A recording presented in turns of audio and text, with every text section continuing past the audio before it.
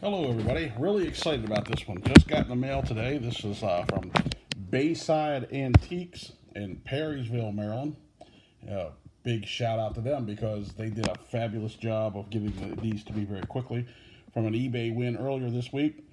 And I will save what I consider the best for last. But this one is a personal note for me, as the same seller had it, so I had to have one. He had a whole bunch of Wooster Fighting Scot programs, and when I saw from my old hometown of Ashland that they played, that one of them was Wooster versus Ashland, I had to have it.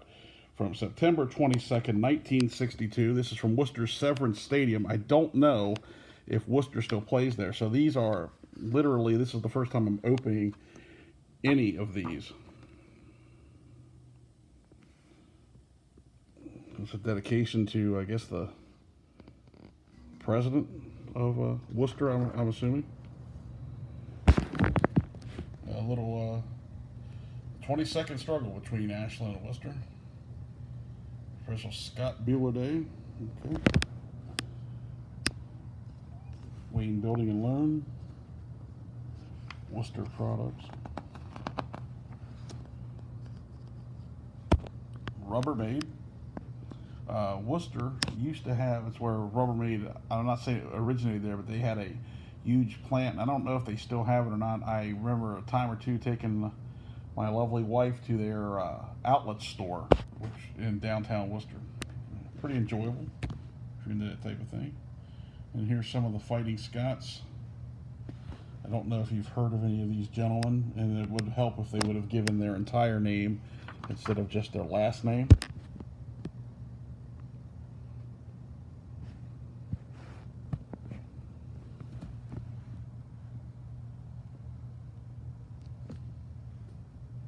But just goes to show you the difference between the early 60s and today, the programs. It's like nobody had ever crossed their mind that maybe they might want their entire name. The head football coach, Philip Shipe. Al Van Wee, the head, is also the basketball coach. I know this for one of the basketball games I play, has a Worcester team in it. And I think it was 1970, and it was still Al Van Wee.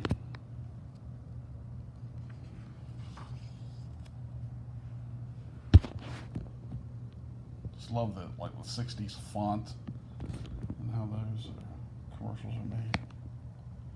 There's the roster for the Fighting Scots.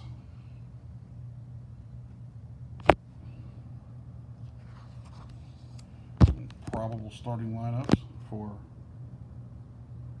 Wooster and the visiting Ashland Eagles. There's the Ashland roster. Not sure if I would recognize any of these names right offhand.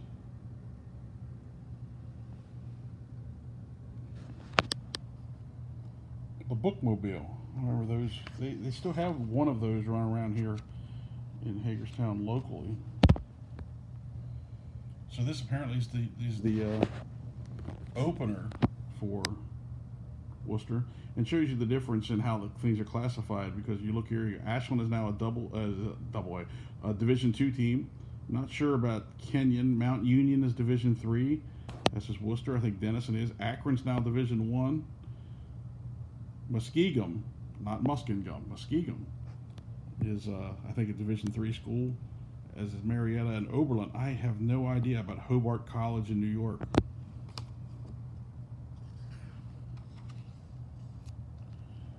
Some advertisements for the Scots. Be loyal to your friends, your school, your city, and your country. Well, add the state, you just about got it covered. The Akron Scrap Iron Company. Severance Stadium.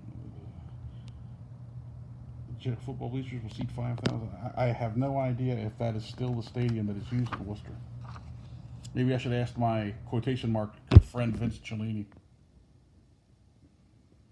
And I say that loosely only because I've had the occasion to tweet back and forth with Vince. A super guy.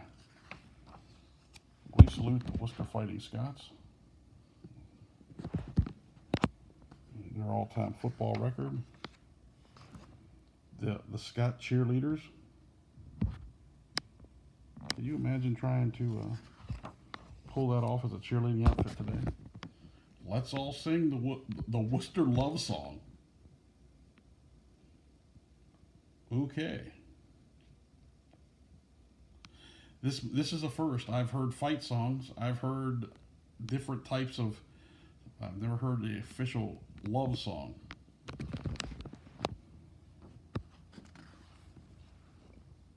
And the Wooster Brush Company. That was really neat. Glad to have that as part of my collection.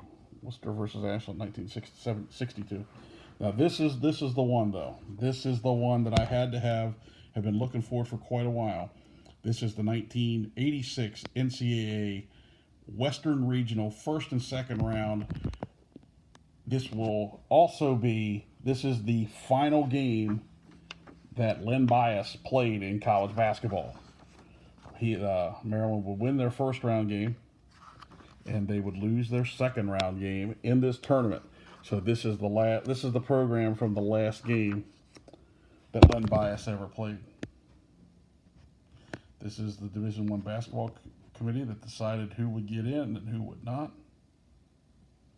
You'll see up at the top Jim Delaney, who recently retired as the longtime commissioner of the Big Ten in 1986. Commissioner of the Ohio Valley Conference. NCAA basketball is big business, no kidding. And here's more vehicles. This is the Honda Accord, which doesn't look nearly as boxy as most 70s and 80s cars. You want to go to the 1987 Final Four the following year? This is where you would go. The New Orleans Superdome. Best ticket, $50. Another vehicle, come drive a Mazda. Those are a little boxier, but not too terrible. David or Goliath. There's about the teams that have pulled off miracles. There's Johnny Orr, the former Michigan and Iowa State coach. Brett Musburger and Billy Packer. You are looking live. Referee talk. America loves its hoops, NBC style. Well, this tournament was televised by CBS, but NBC still did have a college basketball package back then with Al McGuire and Dick Enberg. Long Beach State, the host, and meet the teams. Here's the UNLV Running Rebels of Jerry Tarkanian, the team that would beat Maryland. I believe it was 70-64.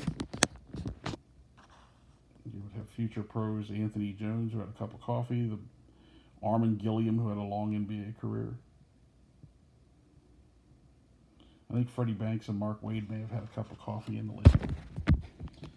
The Northeast Louisiana Indians.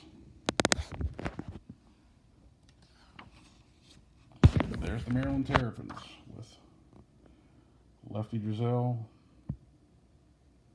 Len Bias, future Tony Massenberg, who would have a long NBA career as a backup big man.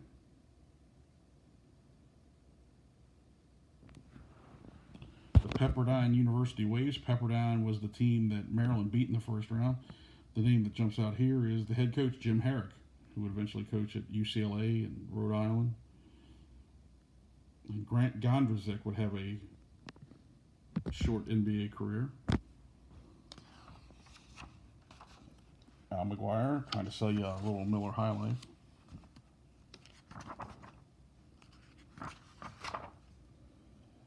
The tournament was laid out a little differently then. They would have more hubs and fewer teams, as you can see. That Long Beach had just 4 teams, not the standard 8 that a hub would have now. NBA on the radio.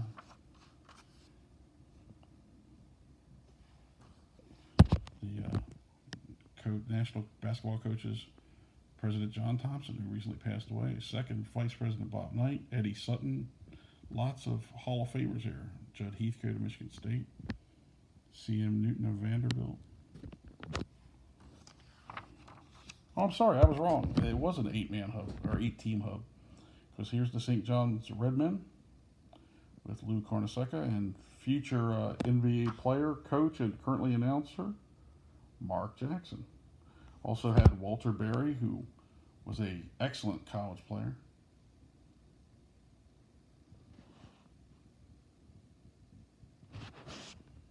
There's the Montana State Grizzlies.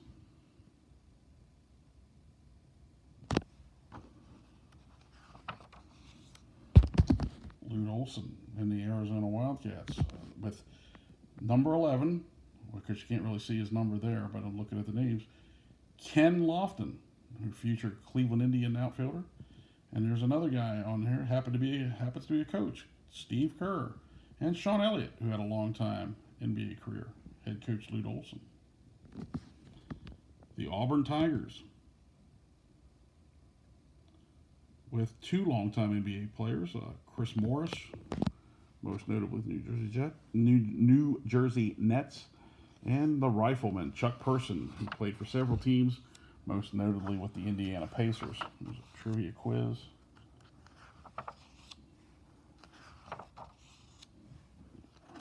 NCAA pushes their honor roll. NCAA Productions and CBS Sports. This is when ESPN still had a deal with the first round of the tournament, or first and second round of the tournament, because they worked through NCAA Productions. They're selling the Final Four, which would be in Dallas, and won by the Louisville Cardinals, I believe. That was the Purvis Ellison year.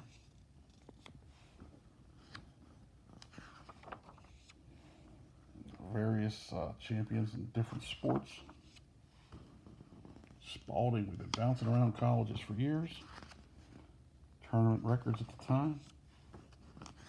I was really excited to add this one because it was a Bias program, and his last college game and last game period. So that moves one must-have program off the list. I guess the number one Maryland program that I'd want now is the 1984 ACC tournament program, where Maryland won their first tournament since 1958.